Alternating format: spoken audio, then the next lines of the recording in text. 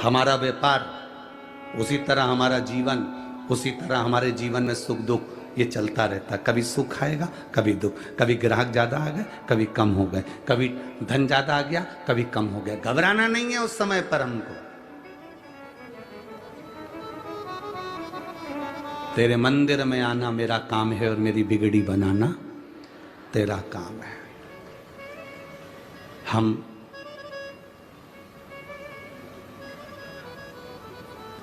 Mobile पर बैठकर दूसरे से पूछते रहते हैं, हेलो, हाय, कैसे हो। हम मोबाइल पर बैठकर पूछ रहे हैं।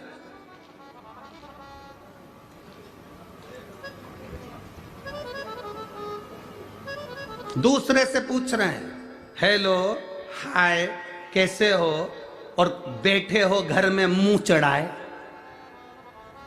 और दूसरे से पूछ रहे हो तुम कैसे हो। तो अंदर से चाय बनाते बनाते जगदम्बा भी बोल दी, पहले खुद को देख लो। दूसरे से पूछ रहे कैसे हो। जितनी स्माइल से, जितनी प्रसन्नता से तुम दूसरे से मोबाइल पर बात करते हो, अपने ऑफिसर से, अपने सेठ से, अपने दूसरे व्यक्ति से जितनी प्रसन्नता से तुम दूसरे से बात करते हो, उतनी प्रसन्नता से उतनी प्रसन्नता से तुम अपने घर में मां से, अपने पिता से, अपने भाई से, अपने सखा से, और अपनी पत्नी से, और अपने बच्चों से क्यों नहीं करते हो। जितनी प्रसन्नता तुम दूसरे को दिखाते हो, उतनी प्रसन्नता तुम्हारी घर में भी होना चाहिए।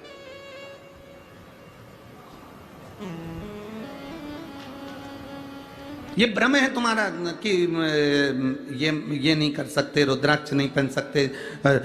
ये तो दुनिया की पहले से रीति रही है।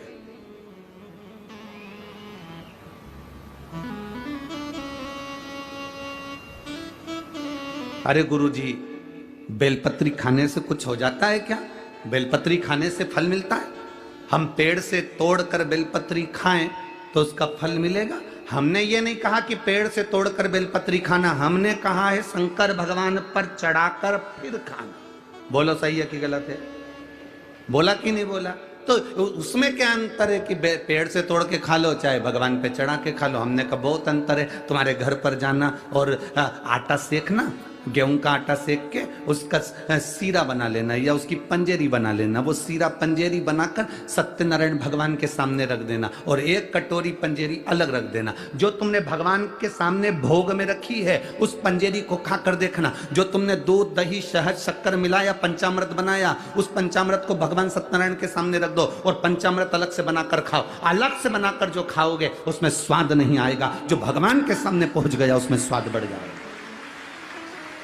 और भी जाने दो, तुम तो इसको भी जाने दो। कभी और प्रैक्टिकल करना। गणेश जी के भंडारे हों, देवी जी के भंडारे हों, इधर नवरात्रे में भंडारे वगैरह होते होंगे मंदिर वगैरह में, गणेश जी के भंडारे, देवी जी के भंडारे हों, या तुम्हारे यहां पर दिवाली के बाद में अन्नकूट हो, या दीपावली के बाद काले का प्रसाद हो, अन्नकूट हो तुम्हारे यहां दीपावली के बाद में। अब वो अन्नकूट के प्रसाद में नमक है कि नहीं पता नहीं, मिर्ची है कि नहीं पता नहीं, इतनी मोटी मोटी पूड़ी और आलू की सब्जी। भंडारे में जो भोजन बनता है वो भोजन, वो कद्दू की सब्जी, वो काशी फल की सब्जी तुम्हारे घर में बनाकर खाना। वो मिक्स वेज सब्जी तुम्हारे घर में बनाकर खाना। उसमें स्वाद नहीं आएगा जो भगवान के भंडारे की सब्जी में स्वाद आएगा। स्वाद हट गया क्योंकि वो भगवान का प्रसाद बन गया। बेलपत्री पेड़ पे से तोड़कर खाओगे उसमें अंतर है, और भगवान को समर्पित कर कर खाओगे। एक पत्र आया है, देखिए।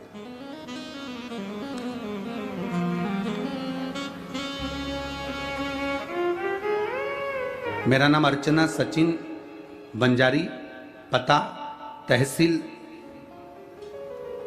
तला, जिला रायगढ़, कोंकण की निवासी हूं। कहीं बैठी हो तो हाथ हिला सकती है, कहीं बैठे हो तो हाथ हिला सकते। मैं एक लोटे जल का क्या वर्णन करूं गुरुदेव। मेरे पति को 10 साल से किडनी में स्टोन थी, और एक स्टोन 15 mm की और दूसरी स्टोन 6 mm की थी। डॉक्टर ने कहा था इसका ऑपरेशन जरूरी है क्योंकि किडनी बेकार होती चली जा रही है। करूं क्या? कहीं बैठी हो तो हाथ हिला सकती हैं, जहां कहीं बैठी हो हाथ हिला सकती हैं। अब करें क्या? डॉक्टर ने ऑपरेशन की तारीख निकाल दी गुरुदेव। हमने डॉक्टर से कहा कि हम थोड़ा रुक जाओ, फिर हम ऑपरेशन करा लेंगे। अब डॉक्टर ने ऑपरेशन की तारीख निकाली, हम वापिस आ गए और वापिस आकर पुणे में हमारी बहन यहाँ रहती है, सांगवी में, यहाँ पर हमारी बहन का निवास है। उसने कहा कि 1 लोटा जल चढ़ाया कर जीजी, 1 लोटा जल चढ़ाकर वो पानी तेरे पति को पिलाया कर। शिव जी के मंदिर पर अगर चढ़ी हुई बेलपत्र मिल जाए तो उसको ले आया कर और तेरे पति को खिलाया कर। ऑपरेशन के पहले एक बार प्रयोग तो कर। वो सीहोर वाला महाराज कथा में कहता है, सारी समस्या का हल 1 लोटा जल है और बेलपत्री सारी औषधि है, तो तू वो शिव जी पे चढ़ी हुई औषधि खिला। अरे बहन, उसके किडनी के पास में एक 6 mm की, एक 15 mm की पत्थरी है, स्टोन है। डॉक्टर बोल रहा है उससे किडनी बेकार होती चली जा रही है, ऑपरेशन जल्दी कराना। उसने कहा तू थोड़े दिन कर तो सही। हम बाबा का क्या गुणगान करें गुरुदेव। केवल डॉक्टर ने 15 दिन दिए थे, 10 दिन तक बेलपत्र खिलाई और जल पिलाया। और जब वापिस हॉस्पिटल में हम ऑपरेशन के लिए पहुंचे तो डॉक्टर ने जांच करी ऑपरेशन के पहले, तो कह दिया तुम्हारी दोनों पत्थरी गिर गई है, दोनों स्टोन निकल गए हैं। यह बाबा की कृपा, यह शिव तत्व है, यो घड़ी है। अब इससे बढ़कर सुख क्या चाहिए कि लोग कहें कि बेलपत्री में बेलपत्री कैसे खा सकते हैं, बेलपत्री क्यों खाएं, बेलपत्री खाने से उसको खाओ तो सही। कितना भी हाई शुगर जा रहा हो, कितनी भी तकलीफ शुगर की हो रही हो, कितना भी हाई जाए, 2-3 दिन लगातार बाबा पे चढ़ी हुई बेलपत्र मांग कर बाबा औषधि दे दीजिए। बेलपत्र उठाकर लाओ, खाओ। 2 दिन क्या, ये विश्वास करता है 1 दिन के अंदर तुम्हारी शुगर का लेवल बराबरी पर आकर खड़ा हो जाए। 1 दिन। क्या है इस बेलपत्र में? ये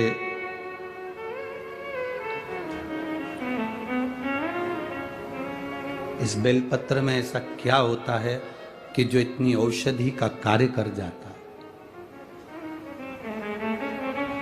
कभी हृदय से, दिल से इस बेलपत्र को कभी भाव से, कई लोग खाते हैं तो उनके मुंह में झाड़ झाड़ हो जाता है, किसी को छाले भी आ जाते हैं। नहीं खा सकते तो उसको चूरा कर कर, गोली बनाकर या चूर्ण कर कर बाद में पानी से पाओ, पर पाओ।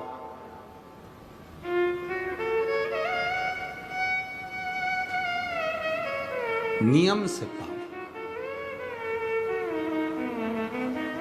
हम जब उसके भरोसे पर चलें तो जिंदगी का एक सुख अपने सामने होता है। हम विश्वास नहीं कर पाते हैं, भरोसा नहीं कर पाते।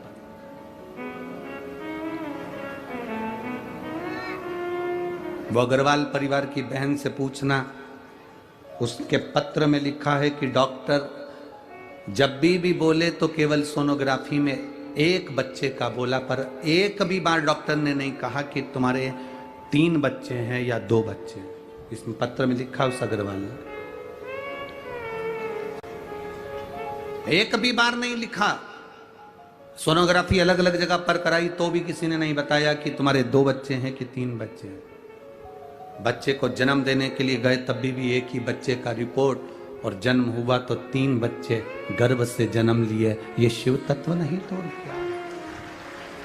और वो भी पूर्ण तरह से स्वस्थ, पूरे स्वस्थ।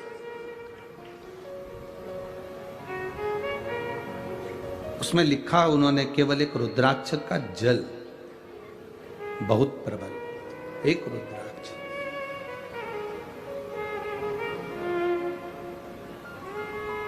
शंभु शरणे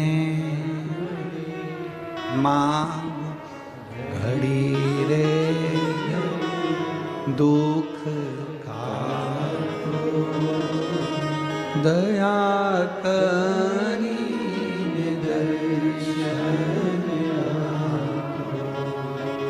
एक भरोसा हमारे भीतर जागृत।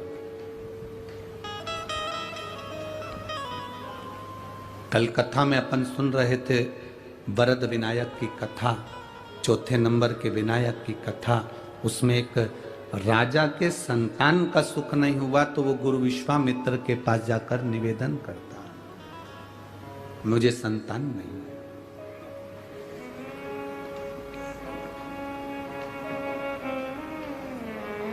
असली गुरु के पास अगर पहुंचे हो तो तुम्हें बोलने की भी जरूरत नहीं पड़ती कि मुझे ये दुख है। बस एक बार गुरु जी से आपके नेत्र मिल जाएं और गुरु की दृष्टि केवल एक बार आप पर पड़ जाए तो बोलना नहीं पड़ता कि दुख मुझे ये है, अपने आप दुख कट जाता है। असली गुरु की अगर शरणागति में गए हो तो। अब नकली तो बहुत पड़े हैं, बहुत। असली गुरु की शरणागति में गए।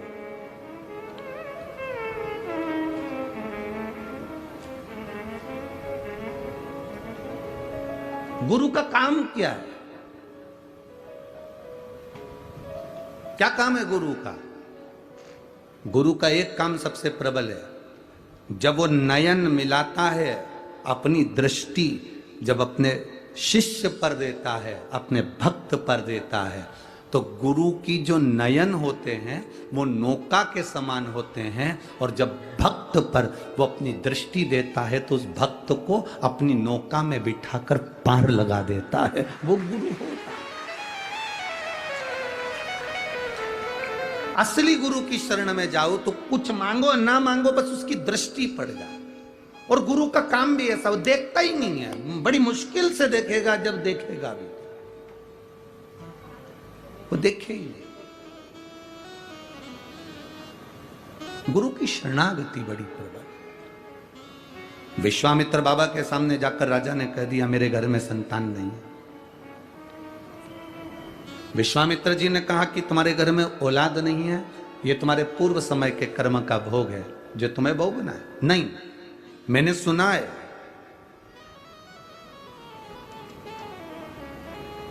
अगर कोई सतगुरु कुछ कृपा कर दे तो होता ही है।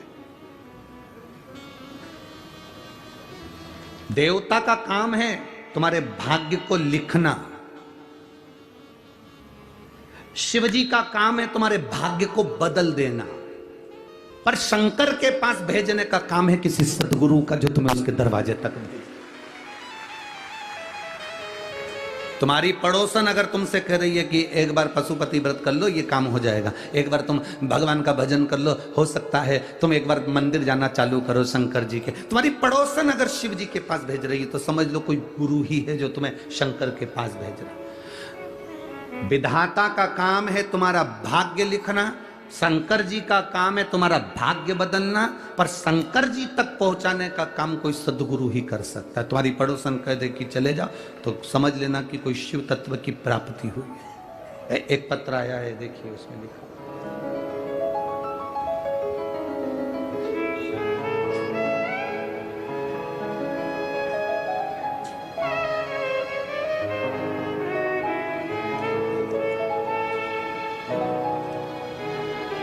मैं लताबाई सुभाष राव खेड़कर, उम्र है मेरी 60 साल।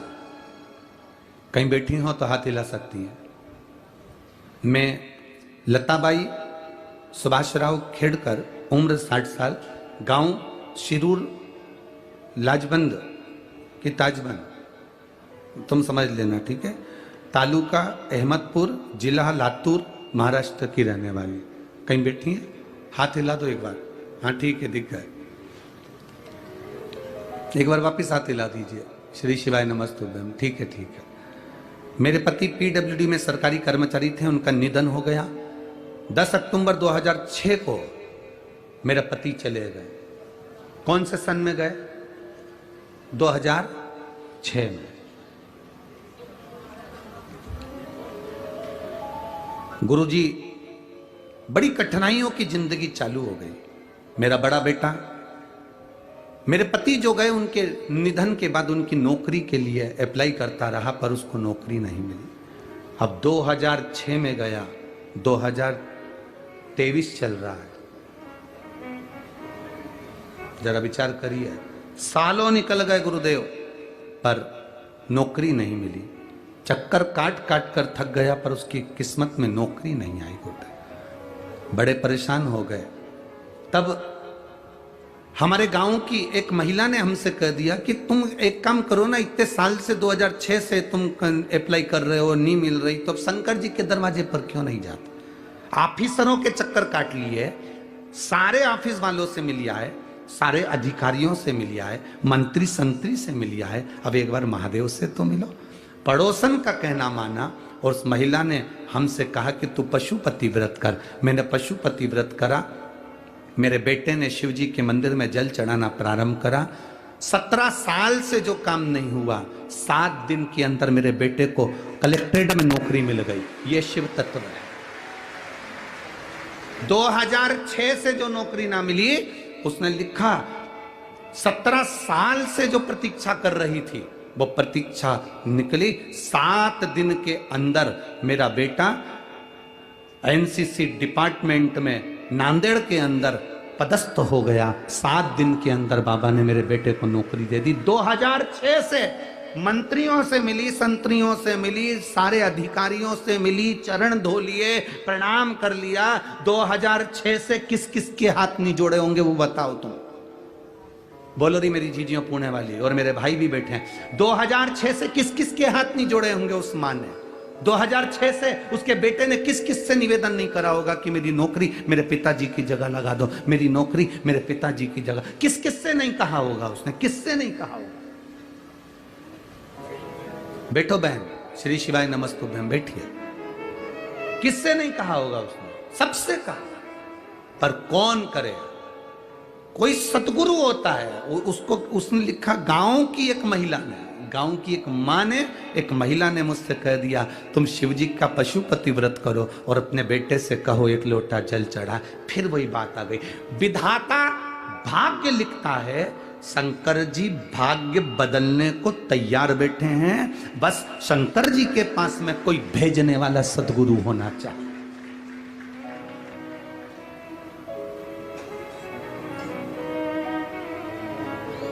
आज लोग हमसे कहते हैं गुरुजी तुमने कई लोगों की, बहुत लोगों की दुकानदारी बंद कर दी। हम किसी की दुकानदारी बंद करने के लिए व्यासपीठ पर नहीं बैठे हैं। हमारा तो केवल एक काम है, ये शरीर मेरे महादेव ने अगर दिया है तो आपसे बस इतना कह सकते हैं कि महादेव की शरणागति लेओगे तो दूसरे के हाथ जोड़ना नहीं पड़ेगा। दूसरे के हाथ नहीं जोड़ना पड़ेंगे। एक बार अगर शंकर की चौखट पर जाना चालू कर दिया, केवल यह मत सोच कर जाना कि मेरा काम होगा तब मैं शंकर जी के मंदिर जाऊंगी, काम नहीं होगा तो मंदिर जाना छोड़ दूंगी। ना ना, उसका पीछा मत छोड़ना, उसके मंदिर में जाना मत छोड़ना, उसको 1 लोटा जल चढ़ाना मत छोड़ना, उसके दरवाजे पर झाड़ू पोछा लगाना मत छोड़ना। वो तुम्हें नहीं छोड़ेगा, जीवन पर्यंत नहीं छोड़ेगा। ये शिव तत्व है। शंभु शंकर ओघड़ी है।